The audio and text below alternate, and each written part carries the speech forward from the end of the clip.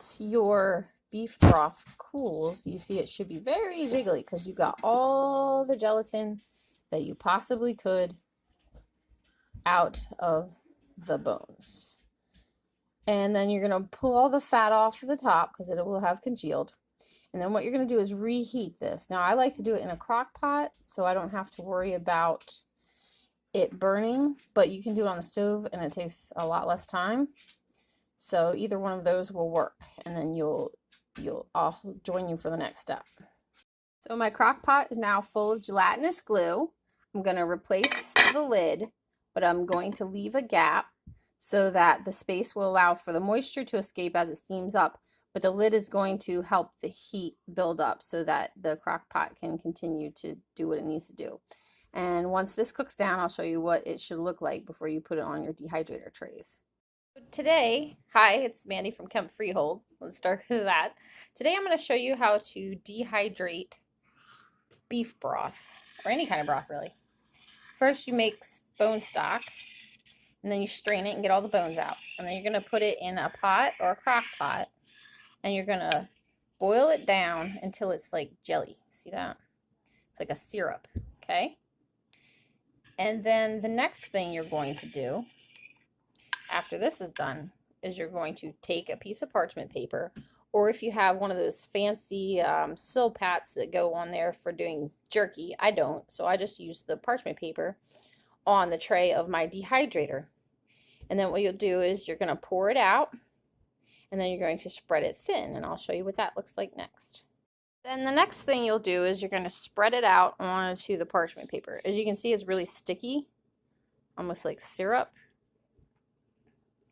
And you're going to spread it out as evenly as you can. Be careful not to pour too much on there or you'll end up going over like I may or may not have done.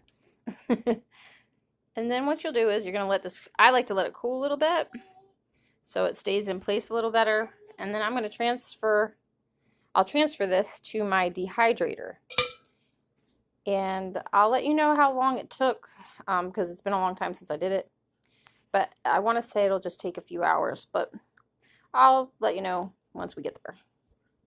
One thing I do after I pour off the condensed beef broth, I let it dry on the sides of the crock pot, and then I pull it off. It's about the consistency of fruit roll-up. You can see it's very flexible. I mean, it peels right off, so it's an easy way to clean your crock pot.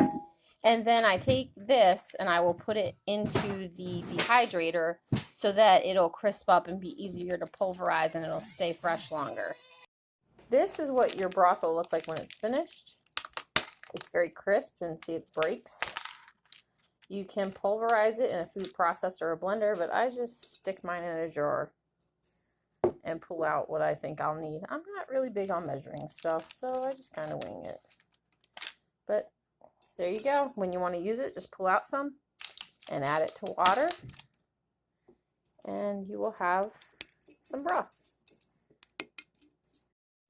This is what the several gallons of broth ended up dehydrating down to, less than a quart worth. And if I had pulverized it, it would have taken up even less space. This isn't very hard, and it's a great way to save space on preps. So give it a try. Let me know down in the comments if you do and how it worked out for you.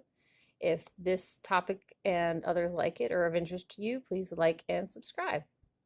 See you next time. Here's one way I will use it. I got kale and a little bit of water and garlic and onion, minced onion in there, and I'll just take a couple of these flakes of the beef broth. Not too many, that's plenty. And as it cooks down, that'll get mixed in. In fact, let me just shove that down in the water. Whatever. There we go. And then you cook that on high for 3 to 4 hours, or on low to 5 to 6. And that's one way to add your beef flavor of the beef broth right to your dishes as you're cooking. One other thing I do after I've poured off the beef bowl, crap. My crock pot is now full of that gelatinous goo without any fat. And I will replace the lid on the crock pot, but I'm going to leave it partially off so that the gap will, damn it.